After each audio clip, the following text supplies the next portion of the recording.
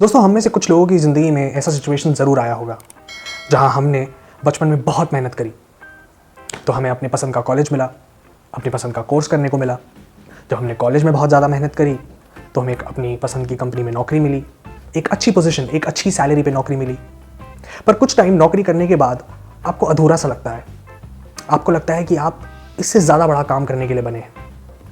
और ऐसा ही कुछ किया दो IIT दिल्ली ग्रेजुएट्स ने, जिन्होंने अमेज़ॉन में कुछ टाइम काम किया और फिर उनको लगा कि नहीं, वो शायद इससे कुछ बहुत बड़ा करने के लिए बने। ये आगे चलकर इसी कॉलेज के हज़ारों ग्रेजुएट्स के लिए एक बहुत बड़ी इंस्पिरेशन बने। ये कहानी है फ्लिपकार्ट और उनके दो फाउंडर्स की। तो आइए शुरू करते हैं।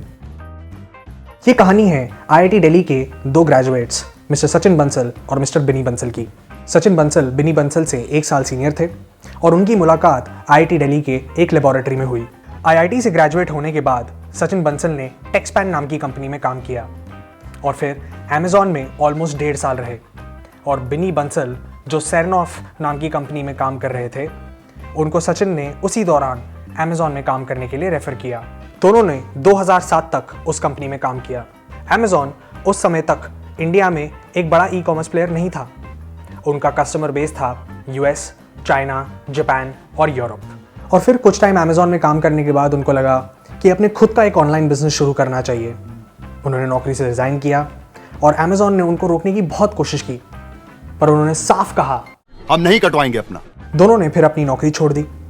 पर यह डिसीजन थोड़ा आसान भी था क्योंकि दोनों के दोनों IIT ग्रेजुएट्स थे। तो अगर बिजनेस फेल होता भी है तो दोबारा नौकरी ना मिलने का टेंशन उनको लेने की जरूरत नहीं थी। फ्लिपकार्ट का इनिशियल आइडिया था एक ऑनलाइन कंपैरेटिव वेबसाइट बनाना, जहां अलग अलग वेबसाइट से प्रोडक्ट्स के प्राइसेस मिल सकते थे, क्योंकि उस टाइम कुछ ई-कॉमर्स प्लेटफॉर्म्स ऑलरेडी इंडिया की मार्केट में एग्जिस्ट करते थे। पर फिर एक मार्केट सर्वे के बाद उनको एहसास हुआ कि जितनी भी ई-कॉमर्स वेबसाइट्स उस टाइम एग्जिस्ट करती थी, वो कस्टमर एक्सपीरियंस को एनहांस नहीं कर पा रही थी। क्यों? क्योंकि उनका वेबसाइट का यूज़र एक्सपीरियंस बहुत ही ख़राब था और उनकी कस्टमर सर्विस बिल्कुल बेकार थी। ये बेसिक ज़रूरतें पूरी नहीं कर पा रहे हैं। और फिर उन्होंने अपना इनिशियल आइडिया ड्रॉप किया और बुक्स की एक ई-कॉमर्स प्लेटफॉर्म खोली, जहां किताबों की कई सारी कैटेगरीज अवेलेबल थी। पर यह भी इंडिया का सबसे पहला ऑनलाइन बुक स्टोर नहीं था। पर हमें कहीं से तो शुरुआत करनी होगी। अमेज़ॉन एक ऐसी कंपनी है जिन्होंने हमेशा अपने कस्टमर्स की नीड्स को हाई प्रायोरिटी पे रखा। सब कुछ बाद में और सबसे पहले कस्टमर को ध्यान में रखते हुए बिजनेस करना दोनों ने अमेज़ॉन से ही सीखा था। एंड गेस व्हाट, उनका यही एटीट्यूड उनको आगे लेके गया और उनके पहले कस्टमर ही उनके सबसे बड़े प्रमोटर भी बने, जिनका नाम था VVK चंद्रा। चंद्रा तेलंगाना के महाबब नगर से थे और एक फ्रीलांस वेब कंसल्टेंसी चलाते थे। वो किताब पढ़ने के शौकीन थे और किताब खरीदने अक्सर हैदराबाद जाया करते थे। पर एक बार बहुत ढूंढने पर भी उन्हें एक किताब नहीं मिली, जिसका नाम था leaving Microsoft to change the world by John Wood. Chandra उस टाइम बहुत सारे ब्लॉग्स लिखा करते थे और बुक की नॉन अवेलेबिलिटी के बारे में भी उन्होंने एक ब्लॉग डाल दिया। देख, तेरे को भी दुख है, इसको भी दुख है और मेरे को भी एक छोटा सा दुख है। तब सचिन नाम के ID से उस ब्लॉग पे एक कमेंट आया, जिसमें फ्लिपकार्ट की वेबसाइट का लिंक भी साथ अटैच था। चंद्रा को वहाँ बुक मिली तो उन्होंने ऑर्डर कर दिया। क्योंकि बुक इतनी महंगी नहीं थी, सिर्फ 500 रुपये की थी, तो उन्होंने एक नई वेबसाइट पर रिस्क उठा लिया। अपना पहला ऑर्डर पाकर सचिन और बिनी बैंगलोर में बहुत खुश हुए। पर अपना पहला ऑर्डर ही इतना चैलेंजिंग हो जाएगा, ये उन्हें पता नहीं था, क्योंकि ये किताब कहीं भी अवेलेबल नहीं थी। उन्होंने बैंगलोर के ऑलमोस्ट हर बुक स्टोर में उसे ढूंढा और दिल्ली और मुंबई के भी कुछ बुक स्टोर्स में बात की। फिर डीले इन्फॉर्म करते हुए चंद्रा को एक ईमेल लिखा और माफ़ी मांगते हुए 2 एक्स्ट्रा दिन भी मांगे। और फाइनली बैंगलोर के सपना बुक स्टोर में उन्हें ये किताब मिली। हर किताब तुम्हें यहाँ मिल जाएगी। अब उन्हें वो किताब तो मिल गई, पर अब किताब की कंडीशन अच्छी नहीं थी। वो इतनी पुरानी थी कि उसके पेजेस भी पीले पड़ गए थे। वो फटी हुई नहीं थी और ये एक आखिरी कॉपी बची थी।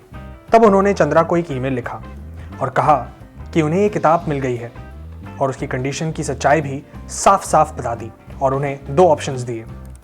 उनको अगर अर्जेंटली ये किताब चाहिए तो ये किताब शिप कर देंगे, या फिर 1 हफ्ते वेट करके एक फ्रेश कॉपी ले लें। और दोनों केसेस में वो उनको 10% डिस्काउंट देने के लिए भी तैयार थे। चंद्रा किताब के लिए काफ़ी डेस्परेट थे, पर कहीं ना कहीं ईमेल पढ़कर उनको ये लगा कि वो बंसल्स पर पूरा भरोसा कर सकते हैं, तो उन्होंने वो किताब मंगवा ली। जब उन्हें वो किताब फाइनली मिली तो चंद्रा बहुत इंप्रेस हुए और उन्हें एक बहुत अच्छा रिव्यू भी लिखा। पहली बॉल में सिक्सर। और धीरे धीरे उन्हें अब और ऑर्डर्स आने लगे और 6 महीने के अंदर अंदर वो एक प्रॉफिटेबल कंपनी बन गए। मार्च 2009 तक फ्लिपकार्ट्स ने बुक से ऑलमोस्ट 4 करोड़ की सेल क्लॉक करी और तब कुछ इन्वेस्टर्स और वीसी फर्म्स ने इसे देखा और फ्लिपकार्ट ने अपने सबसे पहला राउंड रेज किया $1 मिलियन का। और फिर उनके पास 3 ऑफिसेस और 100 से भी ज़्यादा एम्प्लॉयज़ हो गए। उनकी कस्टमर सर्विस ही उनका एक स्ट्रेंथ थी, जिसकी वजह से उन्हें ऑर्डर्स आ रहे थे। उन्होंने किताबों से शुरुआत की और धीरे धीरे इसे डाइवर्सिफाई किया, पर डाइवर्सिफिकेशन का स्टेप उन्होंने तब तक नहीं लिया जब तक वो इंडिया में सबसे बड़े ऑनलाइन बुक स्टोर नहीं बने। और तब उन्होंने डाइवर्सिफाई करने की कोशिश की जब एक्सेल और टाइगर ग्लोबल जैसे इन्वेस्टर्स का हाथ उनके सर पे था और बुक्स के साथ उन्होंने इंट्रोड्यूस किया मोबाइल फ़ोन्स। पर ये एक बहुत बड़ी गलती थी। इंडियन कंज्यूमर्स बुक खरीद रहे थे क्योंकि बुक्स चीप होते हैं, उनके प्राइसेस ज़्यादा नहीं होते। बुक्स अगर थोड़े बहुत फटे हुए हो या पुराने भी हों तो भी चल जाते हैं। पर अगर आप कोई कीमती गैजेट खरीद रहे हैं और उस पर कोई स्क्रैच आ जाए तो एक बहुत बड़ा प्रॉब्लम है। और दूसरी चीज़ ये थी कि कस्टमर्स को ऑनलाइन पेमेंट्स करना, अपने डिटेल्स ऑनलाइन शेयर करना उस टाइम बिल्कुल सेफ नहीं लगता था। उस टाइम ई कॉमर्स की इंडिया में कुछ बहुत बड़ी प्रॉब्लम्स थी।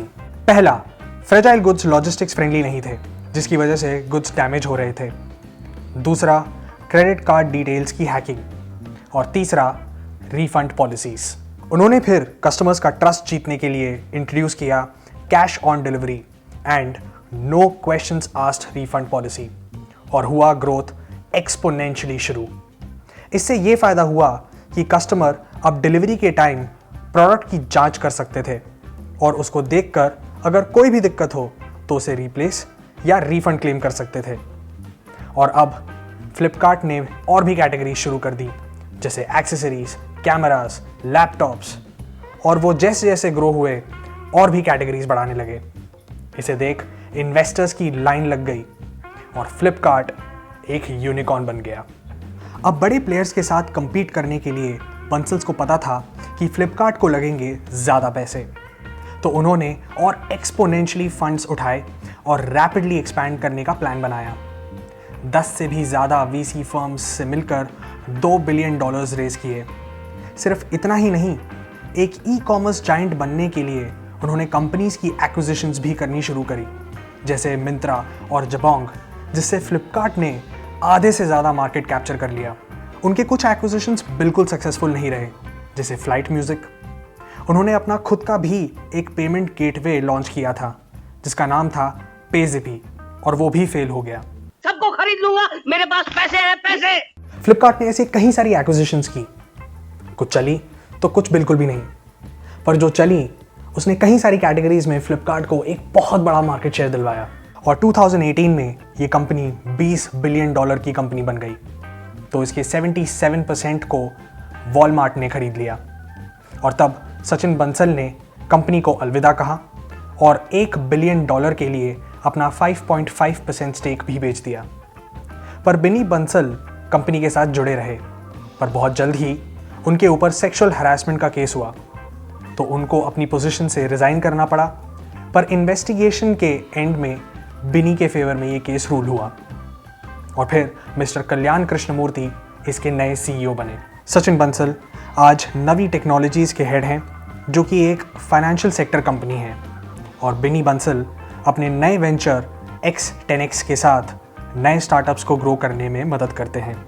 हे guys, thank you so much for watching that video. अगर आपको पसंद आया तो please hit the like, share and subscribe button down below. अगर आप चाहते हैं कि हम किसी भी पर्टिकुलर ब्रांड या एंटरप्रेन्योर पे कोई भी स्टोरी करें तो please do let us in the comments below. Will be more than happy to do so. We'll see you in the next episode. Till then take care, good bye.